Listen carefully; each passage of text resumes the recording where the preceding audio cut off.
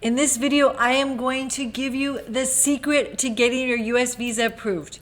Watch this video and I'm going to let you know how you are going to get that US visa approved at the interview abroad.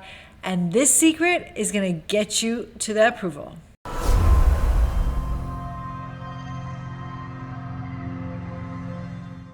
Hi, and thank you for joining me to talk immigration. My name is Andrea Shev. If you don't know me already, I'm a U.S. immigration attorney that's been doing this for over 20 years. And I put together this YouTube channel to give you clear, concise, and easy to understand information about all different topics related to U.S. immigration.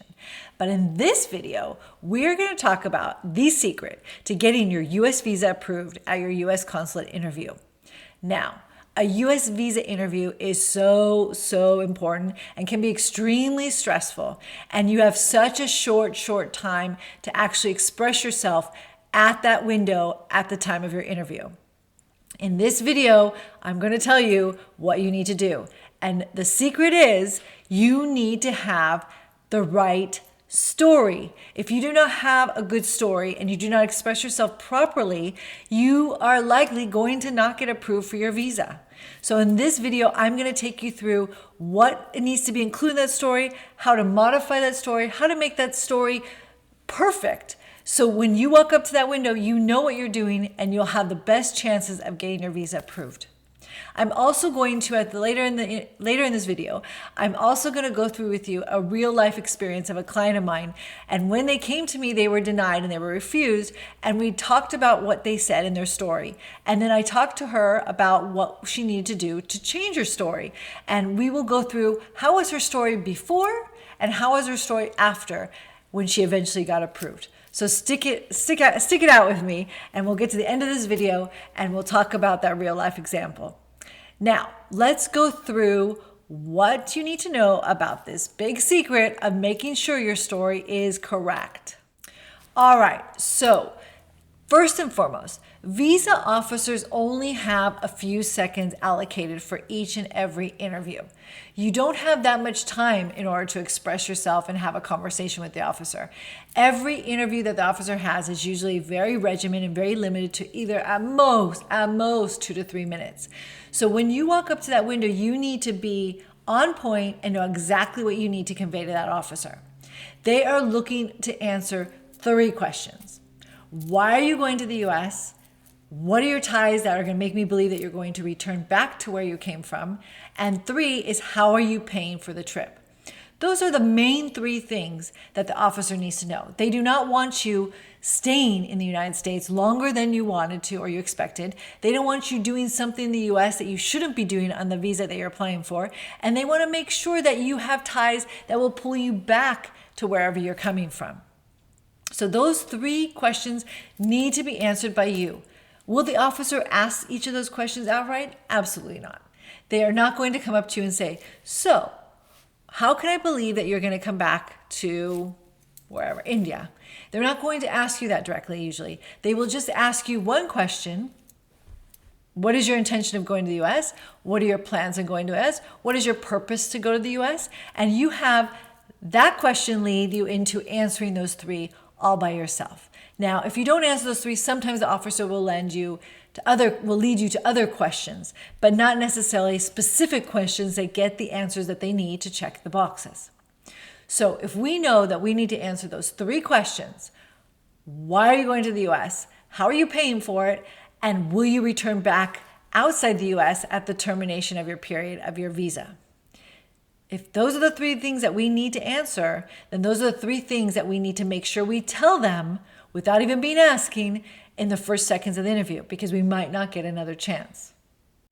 If your story is confusing or convoluted, the officer is going to lose interest right away because the officer doesn't have time to stand there and listen to you go on and on and on and on about things that are not related to those 3 questions.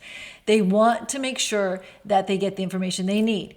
If you take too long, you use up time for giving the answers to those questions on a later question that you have.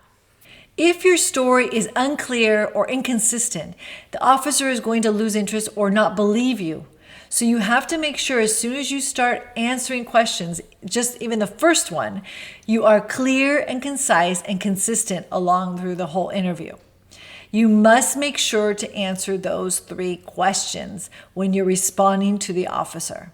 A strong and believable answer or story gives the officer the confidence to give you that approval. The more inconsistent, the more convoluted the story is, the less likely that you're going to get approved. Okay, let's go through a real world example. I had a woman come to me, and I will use a different name just to protect her identity. Her name was Maria, and she was trying to get a tourist visa to come to the United States from the Philippines to go to her cousin's wedding.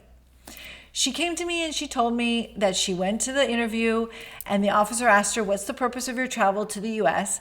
And she went on and on and on and on and on about all the reasons why she was going and when she needed to be there, but she really didn't, prepare yet because she wasn't sure if she was going to get the visa. And she was talking about how she doesn't know exactly where she's going to stay in the US. She was thinking she was going to stay with her uncle, but she's not sure. And it went on and on and on and on and on. And then the officer ended up denying her. There was no other even discussion. There was no other questions that she was asked at the interview. It was just, what's your purpose of travel? She went on so much that the officer just denied her. I mean, it wasn't even said, there's no sufficient ties, denied, 214B. So she came to me and she said, I don't understand. I mean, he asked me what my purpose of going to the US was, and I explained to go to my cousin's wedding. What was the problem? The problem is you have to answer those 3 questions in your story when you're first asked. If you don't answer those 3 questions, what is the reason for going to the United States? Who is paying for it? How are you going to afford it? And are you going to come back home, in her case, the Philippines, at the termination of the event or the reason you're going to the United States? Now, so how did we focus her and make it a better story where she eventually got approved at the end? We basically refocused her whole point. And we told her, we asked her, what is the reason for going to the United States? I'm going to my cousin's wedding. Period, right? I'm going to my cousin's wedding. What else do you have to say? I'm going to my cousin's wedding. So I'm going to my cousin's wedding. That was the first thing. Second, we have to answer, right? That was why is she going? The second question is, how is she affording it? The second thing is, I have a job in the Philippines that I get paid pretty well. I am a nurse at a hospital in the Philippines, and I get a couple weeks off vacation. So I'm going to go over to the US for 2 weeks to be in my cousin's wedding and to go to my cousin's wedding. And then I have to return back because I can't be there longer than 2 weeks because my employer only allows me 2 weeks off. I have a letter from my employer stating that. Period. So there, we answered all the questions, right? Why is she going? I'm going to go to my cousin's wedding and be in the wedding. 2, how long is she going to be there? And is she going to come back to the Philippines? Well, she only has 2 weeks off from work. Here's a letter from her employer. Even if the officer doesn't read it, you should still push it forward to let them know that you have the evidence if they want it. She only has 2 weeks off, and she's only planning on going for 2 weeks. So that means that she has to come back because she has a full-time job as a nurse, and it pays pretty well. So we answered basically all the questions. She can afford it. She has a full-time job. She works. She only has 2 weeks off, so she has to come back. So all those questions were answered in her story. So we basically brought the story down with the facts that would answer the questions that the officer needed to hear in order to get to that approval. Okay? Now, not everyone's story is going to be the same. If you don't have a full-time job, but you're responsible for taking care of your parents, you need to incorporate that in your story. If you are working on a special project and you have to be back for a special project or a special event, or your aunt's giving birth to the first baby in the family, or something's happening, you have to incorporate that in the story. You have to give the officer the information that they need in order to, in their minds, to check off, I feel that they're going to have to come back to the Philippines. Why are you going? Make it clear and concise. Why am I going? To go to my cousin's wedding. Period. You don't need to talk about her dress or the location or whatever. I'm going to my cousin's wedding. Period. Okay? How are you affording it? You can do that indirectly, either by explaining to them that you have a full-time job, or you can, if you're being sponsored by someone, if someone's helping you, you can say, because my father's paying for the trip, or whatever is the actual case of how you're going to afford to go there, you need to incorporate that in the story. All right, you want to follow this 3-step formula. First of all, be specific and direct. Do not go on and on and on.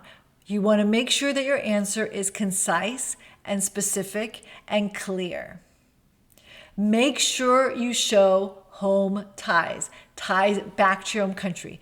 Give the reason why you need to come back to your home country. It's either a family, a job, some specific event, some study. If you're studying, you have to be back for some university test or some test you have to be back, or your kids have to be back in the country of origin.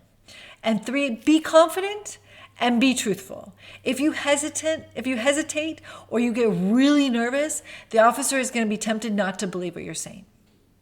And the last thing I have to say about this is make sure that you practice. I'm not saying be robotic and do it like a machine. You don't want to have everything practiced in like robotic. You want it to be very natural, which it should be. But it doesn't mean you don't practice. Have somebody, or even me, call me and I'll do it with you. We'll do an interview prep.